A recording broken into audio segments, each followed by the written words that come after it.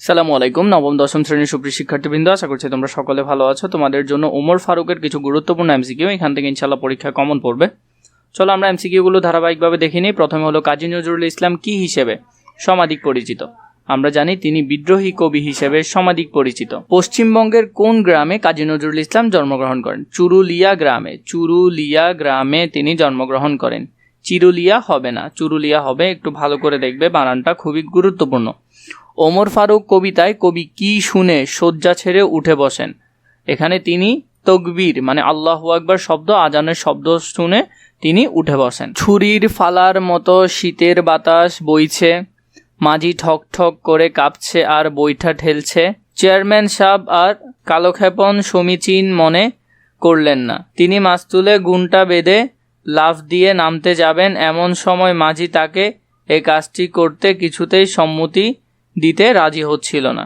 কিন্তু চেয়ারম্যান সাহেব কোনো বাধাই মানলেন না, তিনি গুণ টানতে শুরু করলেন। উদ্দীপকে ওমর ফারুক কবিতায় কোন ঘটনার কথা মনে করিয়ে দেয়?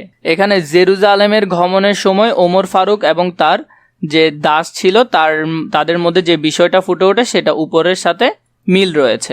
এ ঘটনায় ওমরের চরিত্রের যে দিকটি সমর্থিত হয়েছে সেটি হবে মানব প্রেমের এখানে প্রকাশ ঘটেছে। ওমর ফারুক কবিতায় পিরান বলতে কি বোঝানো হয়েছে? এখানে পিরান বলতে পোশাককে বোঝানো হয়েছে।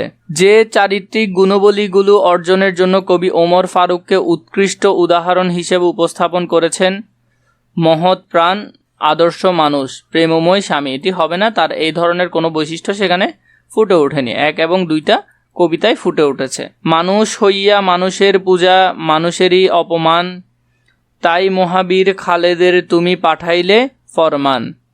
উক্ত চরণ দুটিতে প্রতিফলিত মর্মবাণী, আইন সবার জন্য সমান। এটি হবে না। হযরত ওমর ফারুক রাদিয়াল্লাহু তাআলা ছিলেন নির্ভীক, তাহলে উত্তর হবে খ নম্বরটা। খালেদ ছিলেন দয়ালু, এটি হবে না, এগুলো কিছুই ছিল না, এখানে উত্তর হবে 2 নম্বরটা। আকাশে কি বৃষ্টি হচ্ছে? এখানে পুষ্প বৃষ্টি হওয়ার কথা এসেছিল কবিতায়।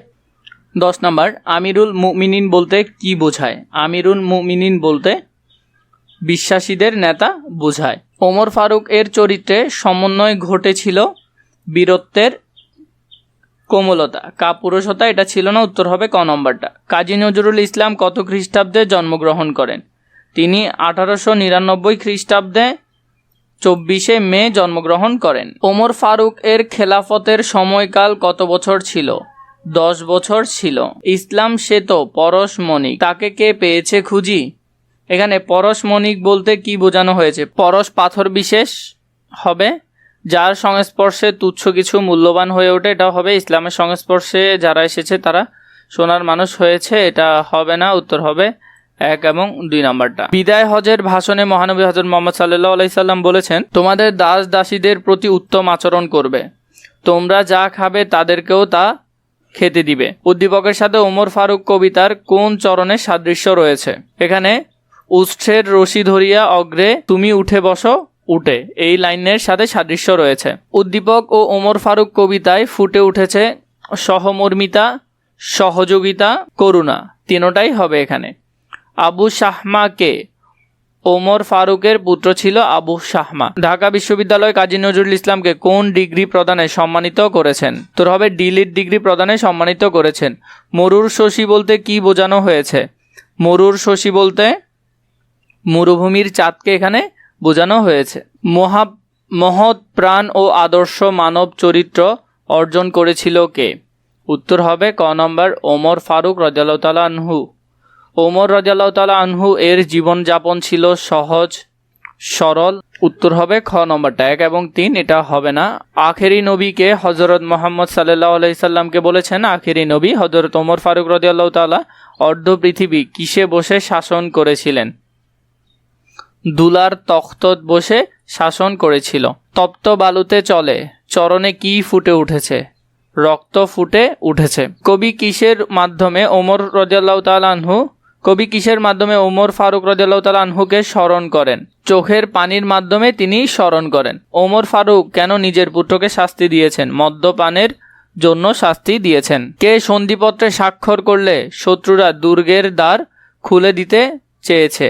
এখানে হবে ওমর ফারুক যদি সন্ধিপত্রে কি করে স্বাক্ষর করে, শুনো হে মানুষ ভাই, সবার উপরে মানুষ সত্য, তাহার উপর নাই। উদ্দীপকের কবিতাংশের ভাব ওমর ফারুক কবিতার যে চরণে প্রতিফলিত হয়েছে।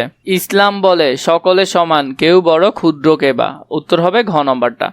উদ্দীপকের কবিতাংশ ওমর ফারুক কবিতার যে ভাবসমূহ প্রতিফলিত করে, এটি হবে সাম্যবাদী আদর্শ, মানবিকতা, আড়ম্বরতা। এটা হবে না, উত্তর হবে ক নম্বর 1 এবং 2। এর আগে তোমাদেরকে একটা কথা বলে রাখি, তোমাদের যদি এসএসসি লেভেলে দাগানো বই প্রয়োজন হয়, ইনশাআল্লাহ সেখান থেকে তোমরা শতভাগ কমন পাবে এমসিকিউ। তোমাদেরকে বারবার বলছি যে বইগুলো তোমাদের জন্য খুব বেশি গুরুত্বপূর্ণ হবে, খুবই অল্প দামে আমি তোমাদেরকে বইগুলো দিচ্ছি যাতে তোমরা নিয়ে পড়তে পারো।